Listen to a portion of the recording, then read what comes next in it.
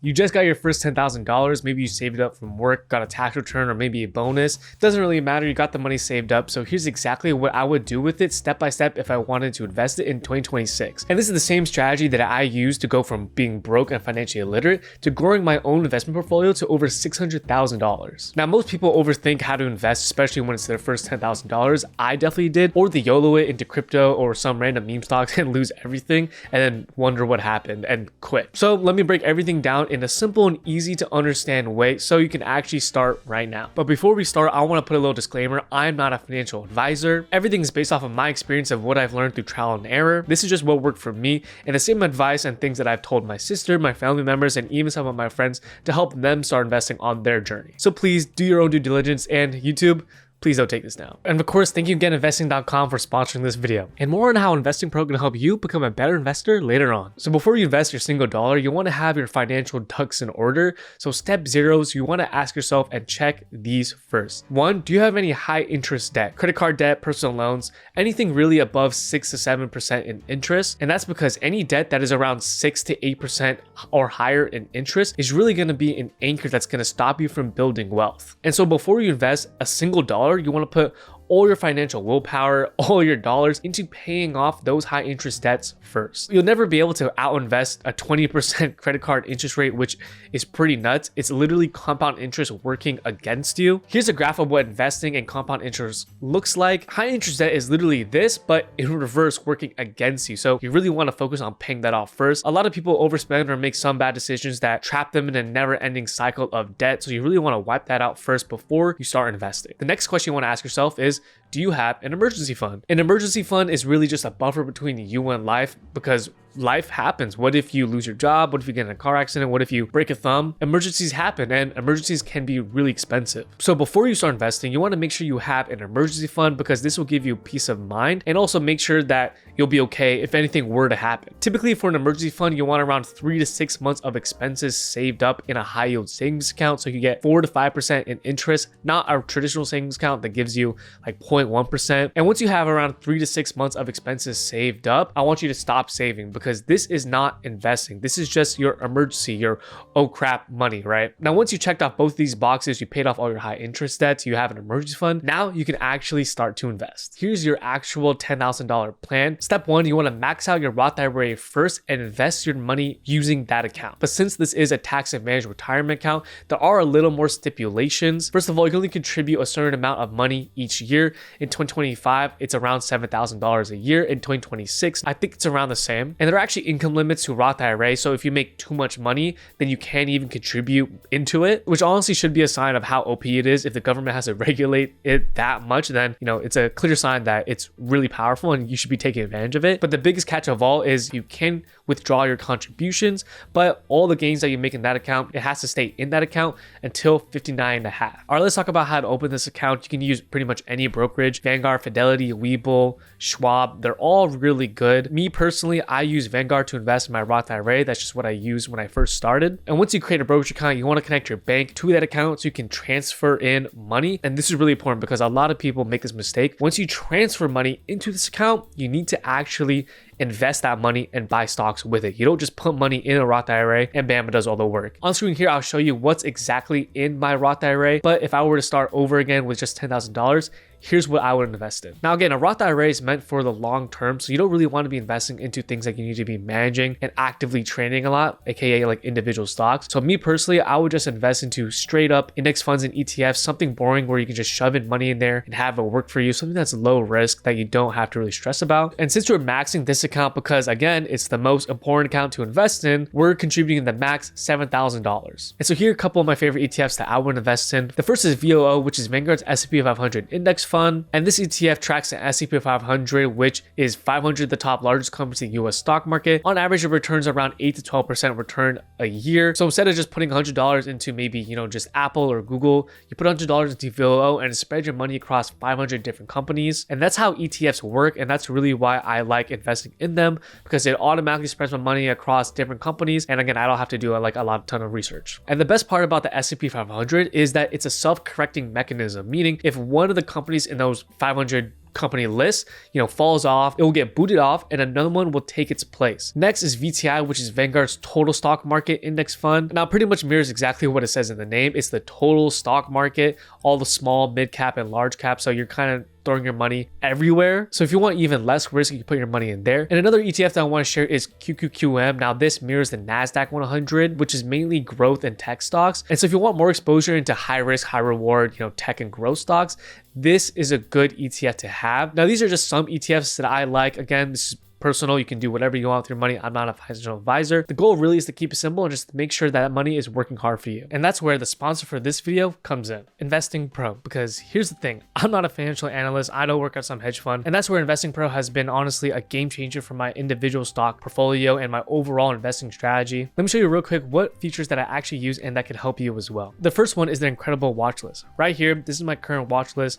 And for every stock I'm watching, it shows me so much information that helps me get a better understanding on what's happening and where the company is right now. And the second feature I want to show you is their legendary investors portfolio, which is actually really cool. You can see entire portfolios of legendary investors like Warren Buffett. And the third feature, which is actually my favorite, is Warren AI. And this one has been my go-to, kind of like my investing buddy to kind of bounce back ideas. And that's why this is perfect timing, because Investing Pro just extended their Cyber Monday deal and they're offering 55% off plus an additional 50% off when you use code Angelo. That's automatically attached to the link in the description below. And YouTube relax, this is just a tool that will help you make better investing decisions. I'll put the link in the description down below, or you can scan this QR code right here. All right, so now that we have $3,000 left, here is step 2, which is your 401k match if you have it. Most employers offer a retirement plan for their employees called a 401k, and even some employers will match your contributions. And so that means if you contribute $2,400 from your paycheck to your 401k, and then they'll go ahead and match your contribution and literally give you free money. And so if you're fortunate enough to have a 401k and a 401k match, always contribute up to the match, because again, it's literally free money. Now 401k is kind of opposite of a Roth IRA. In this account, you're able to invest pre-tax dollars straight from your paycheck,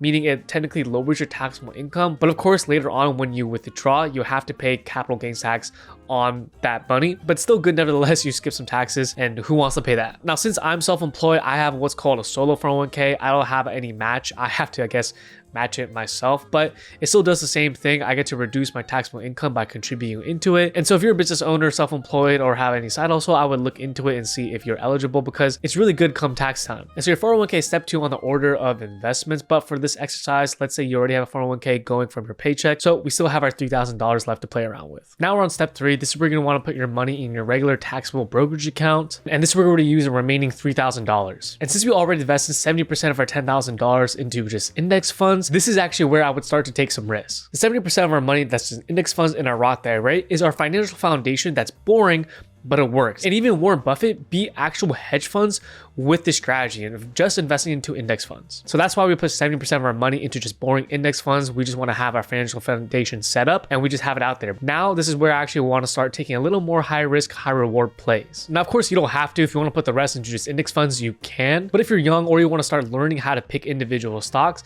then this is where you want to do it. Now, in this account, I want you to pick around 3 to 5 companies that you understand or want to understand and use personally. Think about Amazon, Apple, Google, or even the generational shifts that you're probably hearing about right now with NVIDIA or any other AI company. This will be your tuition to learning. So if you lose money, that's okay. It might happen. You probably will lose money, but you'll learn a lot from it. And since you're doing it now, the losses aren't going to be too much. It's not going to be catastrophic. Now, here's some examples of things that I personally would look at and things I'm looking at right now. Companies benefiting from the AI boom. Think NVIDIA, TSMC, Apple, Google, just to name a few. Maybe some boring dividend stocks like Visa or retail plays that you know is not going to go anywhere, like maybe like Costco, Walmart. Me personally, I love Costco. Maybe even some crypto, but honestly, I would only consider Bitcoin. Definitely not any meme stocks. Now, step 4 is to automate everything. Now, this is the most important step. You want to set up automatic transfers either from your bank account to the investment brokerage, or if your brokerage allows this, from your bank account straight into the stocks itself. And that's because consistency is what truly builds real wealth. It totally removes emotions, mental labor out of the whole equation. Now, here's what you want to automate. You want to automate your Roth IRA contributions, maybe monthly until you hit 7K limit. So I think that's $600 and something. You want to automate your 401k from your paycheck, which should be done automatically. Then you want to automate from your bank account to your brokerage account, either weekly or bi-weekly or even monthly. It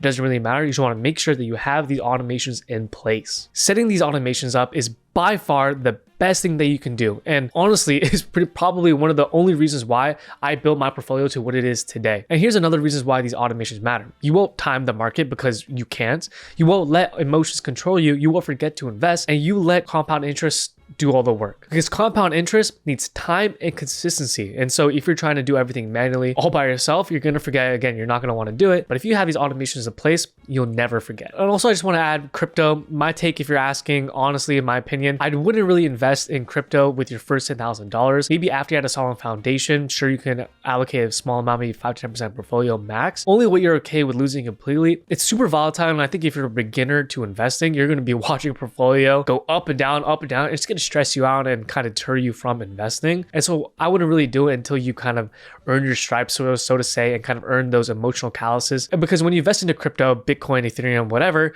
you're not just going to see your portfolio go up and down. Your portfolio is going to go up a lot and then crash down like 50 to 60%. And honestly, guys, it doesn't feel good. I've earned my stripes. I feel like I've earned my stripes. I've been investing for like 5 to 6 years. It still doesn't feel good to see my portfolio go down 50% in 2 weeks because of Bitcoin or whatever just happened. You know, it doesn't feel good. I wouldn't recommend it. All right, here is the long game strategy. Again, this isn't about getting rich quick.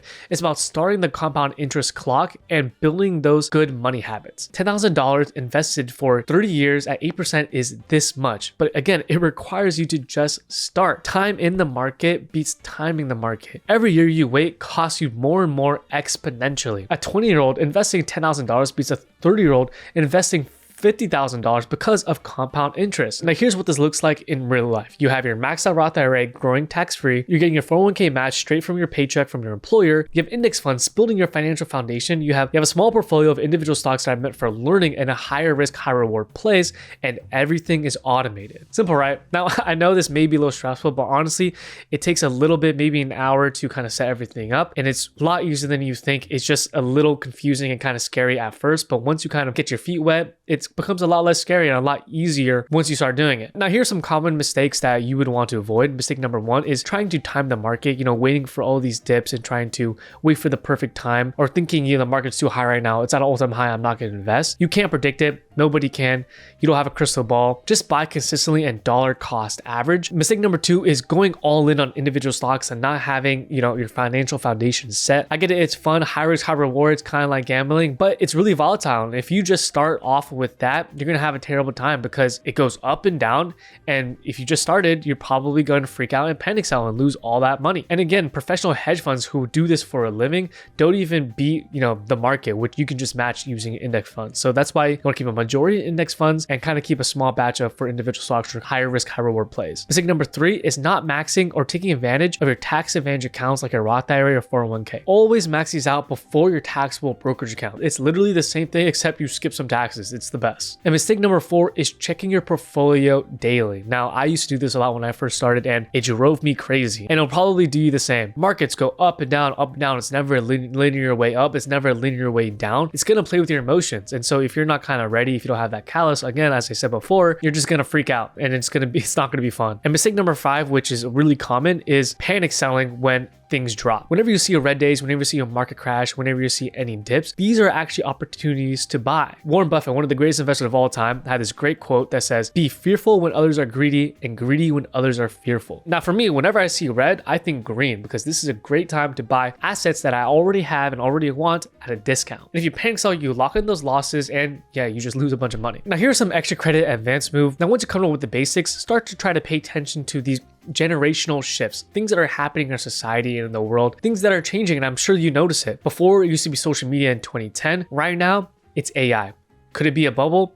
Sure, there's a dot-com bubble. This could be a bubble. Things seem to be really high right now, but nevertheless, AI is going to change the world. In 2000s, it was the internet, Google, Amazon. 2010, social media, Meta, Tesla. And 2020, AI, clean energy, and whatever's next. I don't know. And so how to spot these generational shifts can be an entire video of its own, but just ask yourself, what are young people doing or adopting faster than the older generations? What technology is clearly changing people's behavior? And what are the best companies in that space that are positioned to benefit from it? It's not just about picking the perfect winners.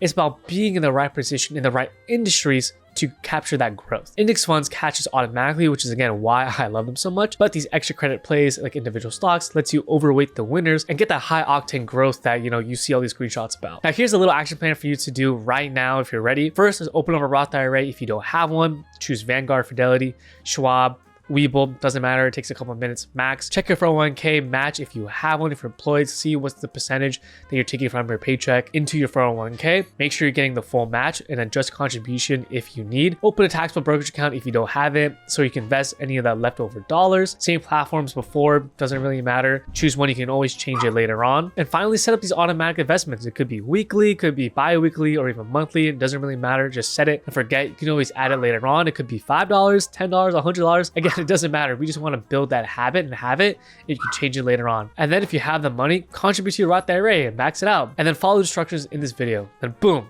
you're done. Now, $10,000 isn't going to make you rich overnight. That's okay. It's not supposed to. We're not flipping at blackjack, but it will start the compound interest clock and help you build those healthy and good money routines that will make you rich in time. That clock and these habits are more valuable than the money could even imagine. And this is what separates people. It's not the intelligence, it's not the timing, it's not who you were born or what you were born into. It's just about starting earlier and being consistent and building these habits now rather than later. And if you only remember these 3 things, max tax advantage accounts like a Roth IRA 401k, index funds for foundations, small percentage for learning into individual stocks and for high growth, and automate everything and don't check daily. And so if you have $10,000 sitting in your savings account or just in your regular checking account, this is your sign. Please start investing. This is the best way to build your wealth. And if you're working towards the $10,000, save this video for later so you can start once you have that set up. Now, I want you to drop a comment down below. What's stopping you from starting? Let me know. Hopefully I can help and we can all learn from something. And of course, if you enjoyed, please like and subscribe this video. It means the world to me. And for more of this, here's the next video. If you want to see my actual portfolio results after 6 years, I'll put the link right here. And of course, till next time.